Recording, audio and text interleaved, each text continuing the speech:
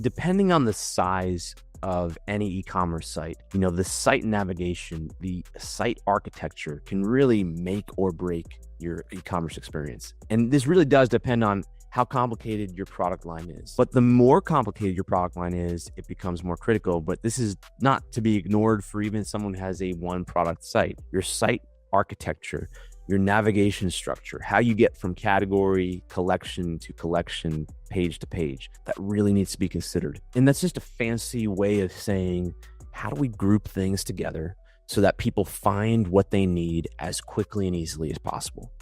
That's the goal, right?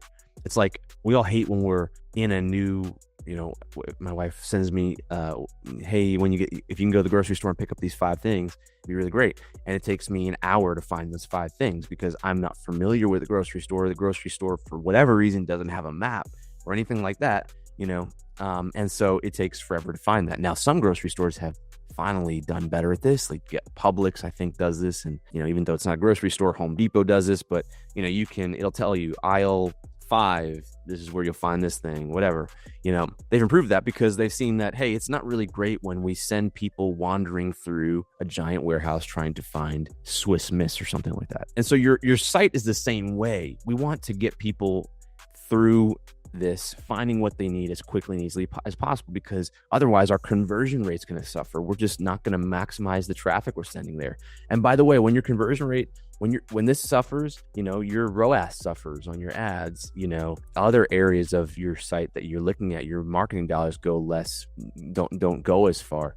It influences many other places. And so good navigation is like a really good map. It's meant to help people get to where they want to be as efficiently as possible. A bad map will waste their time, or an incomplete map would waste their time. It makes them frustrated. It has you running down certain paths and then back. And ultimately, it lowers conversion rates because people leave. It also may have your customers missing things that they may want to know about and potentially purchase. And that's the other side of this. It's not just minimizing distraction, or it's not just, or I said another way, it's not just maximizing your path through, but it's also making sure that they're seeing the products that they might want to buy and knowing about them. And so let's kind of get into this. Let's unpack what a well-optimized architecture can do and how it can increase conversion rate and average order value, which are 2 golden multipliers that can really multiply our business. Let's look into this. So we got 6 tips here. So the first one is make it simple. When it comes to navigation or site architecture, simple is really important. A good architecture and navigation doesn't have to be complex. It doesn't have to show everything. It simply needs to get someone to the next correct step. And so that may be just getting them to the right category page. And then from there, they can drill down to the next category page. It is getting them down their path to the next step. It may not be a category page at all. It may not be a product at all. It could be a warranty or a brand page or something like that. So we should make it simple and go from there. The second tip is give multiple doorways into various products. And now what do I mean by this? Well, it's funny how some people, some brands, and I understand why this is, think that products can't sit in multiple categories. Well, they can. There's nothing wrong with putting products in different categories and them sitting in multiple categories. The goal isn't that all the information is tightly organized so that your accountant can review it. The goal is that products fall into the right places where users are going to look for them. And that may mean certain users walk through certain doors and certain other users walk through other doors. This may mean multiple ways, that you have multiple ways to get to the same products because different people think about those products differently. For example, like you might have a product that sits inside of a sale collection. When we're doing promotions, we often like to create collections for that promotion for that particular sale. So that product may sit in that collection, but it also may sit in the men's collection. It may also sit in an outdoors collection, and that's okay. So we want to make sure that there are multiple doors, multiple pathways to our products. And that means creating doors for different people. The third tip is use really good design to allow someone to easily drill down and find their categories, their collections, or their products that they're looking for. Now, we've all used mega navs, mega menus, and they've gotten a lot better over the years. But those are big expanding menus at the top of the screen. Those can be really great, but they can also be very badly designed and very frustrating. And so you have to make sure that that's not happening. But if you have a complex and nested product line, then using great design and technology to allow the exposure of those products to the people when they want it, to your customers, is really important. That's a really great way to let someone navigate your entire, or see really quickly, the breadth of your architecture, the breadth of your product line. But you need to make sure it works on mobile.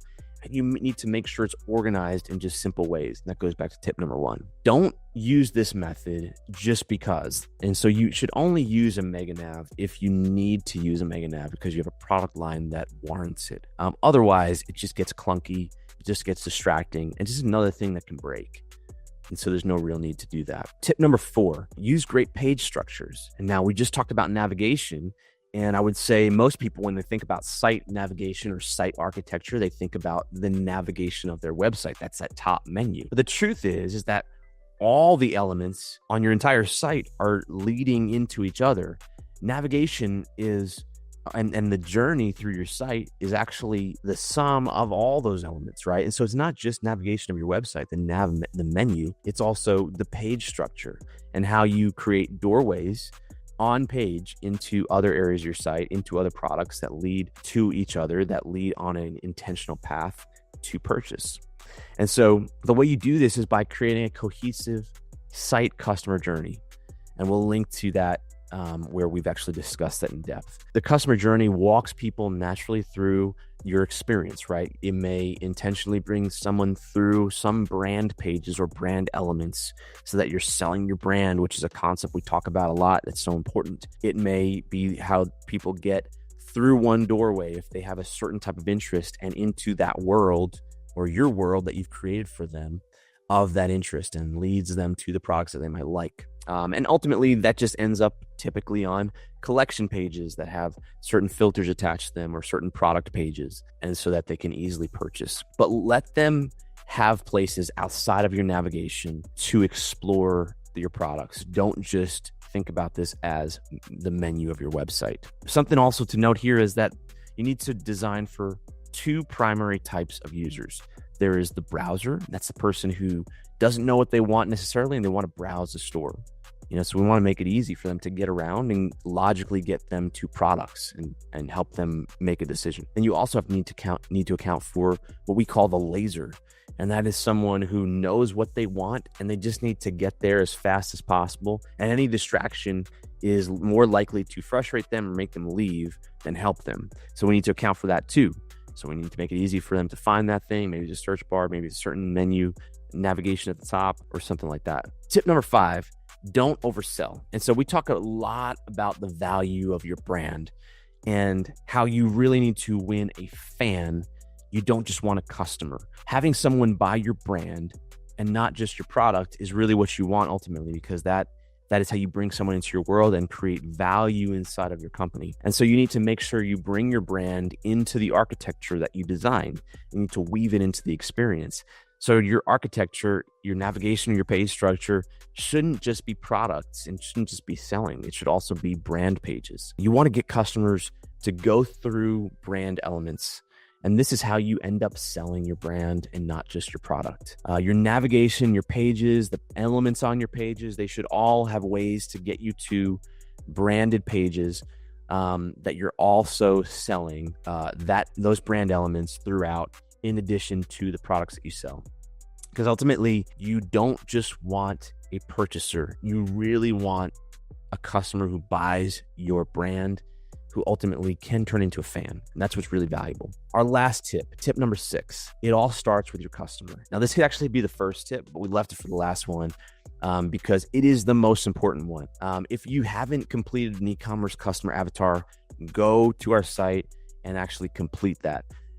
Knowing your customer and knowing the types of customers and what influences them allows you to get into their mind and allows you to design your architecture and your site experience and your brand experience optimally for those different types. If you don't know those different types, then it is really hard for you to get into the mind of your customer because you don't know what their mind is. You don't know who they are. In order for you to complete this architecture, you're not designing your site for you, you're designing your site for your customers. And so you really need to understand who your customers are and how they think. And that starts with creating an e-commerce customer avatar, which you can get at our site. And so just kind of wrap this up, there is a lot to be gained from a good architecture, but there's actually more to lose from a bad one. And so just be simple and remember to think like your customer. And now if you need help improving your e-commerce customer journey, we do that for a lot of brands, and we have a lot of experience there. So feel free to reach out to us, and we'd love to help you.